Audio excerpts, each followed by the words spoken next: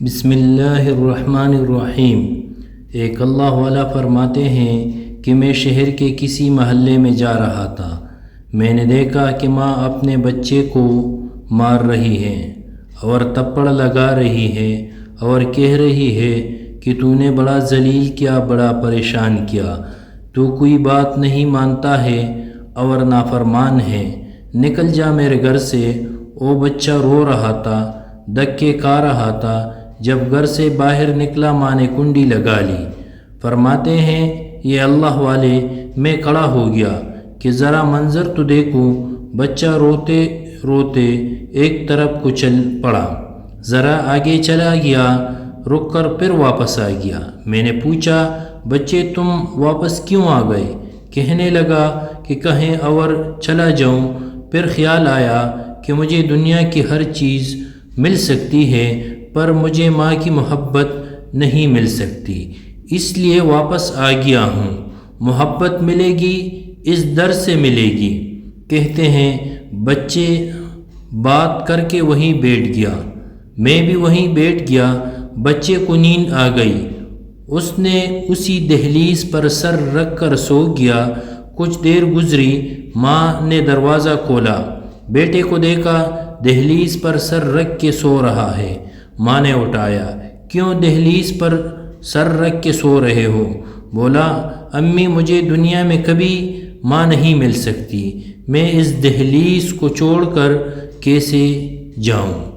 فرماتے ہیں بچے کی بات سے ماں کی آنکھوں میں آنسو آ گئے، بچے کو سینے سے لگا لیا اور بولی میرے بیٹے جب تیرا یقین ہے کہ اس گھر کے سوا تیرا کوئی گھر نہیں، پھر کیوں ستاتا ہے؟ کہنا نہیں مانتا؟ میرا در کھلا ہے، آجا، میں نے تیری غلطیوں کو معاف کر دیا۔ اے سامعین، میرا اللہ بھی بہت مہربان ہے اور اپنے بندے سے 70 ماؤں سے زیادہ پیار کرنے والا ہے، اور او اللہ جو شاہ رخ سے بھی زیادہ قریب ہے۔ اس اللہ سے مانگو گے تو کبھی خالی ہاتھ نہیں لٹائے گا، مگر مانگو تو صحیح، دعا میں کریو زاری، بے بسی ولاچاری اور مخلصانہ توجہ اللہ کو بہت پسند ہے۔ اللہ تعالیٰ کو بہت محبوب عمل ہے کہ اس کا بندہ اس کے سامنے عاجزی و انکساری کے ساتھ سوالی بن کر دست دعا دراز کرے اور اپنے غنی و بے نیاز آقا سے مانگے۔ اللہ امت محمدی صلی اللہ علیہ وسلم کو مختلف خصوصیتوں سے نوازا ہے۔ ان میں سے ایک خصوصیت یہ بھی ہے کہ اللہ تعالیٰ نے اس امت کو دعا مانگنے کا حکم دیا ہے اور اس کی قبولیت کا وعدہ فرمایا ہے، لہٰذا ایک مسلمان کے لیے دعا بہت اہمیت رکھتا ہے۔ دعا کے ذریعے انسان اپنی حاجات و ضروریات کو اپنے خالق و مالک کے سامنے بغیر کسی جھجک کے پیش کر کے اپنی مراد مانگ سکتا ہے۔ جو شخص دعا نہیں مانگتا اللہ تعالیٰ اس سے ناراض ہوتے ہیں۔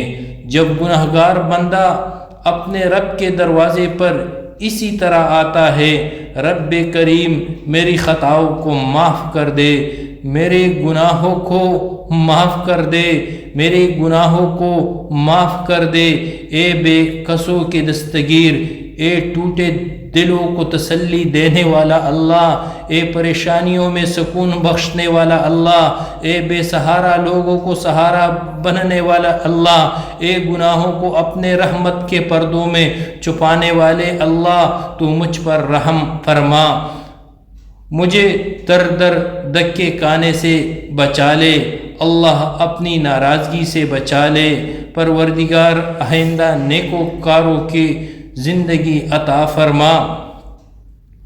جب بندہ اس طرح اپنے آپ کو اللہ تعالیٰ کے حضور پیش کر دیتا ہے تو پھر اللہ تعالیٰ اس بندے کی توبہ کو قبول کر لیتے ہیں۔ اللہ تعالیٰ ہمیں سچی توبہ کرنے کی توفیق عطا فرمائے، آمین یا رب العالمین۔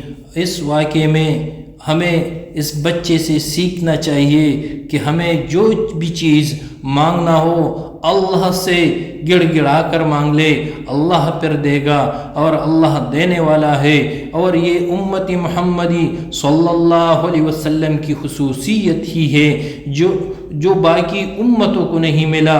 دعا اس امت محمد صلی اللہ علیہ وسلم کی امت کو ملا۔ ہم جو کچھ بھی ہو اللہ سے دعا کے ذریعے سے مانگ لے، آمین یا رب العالمین۔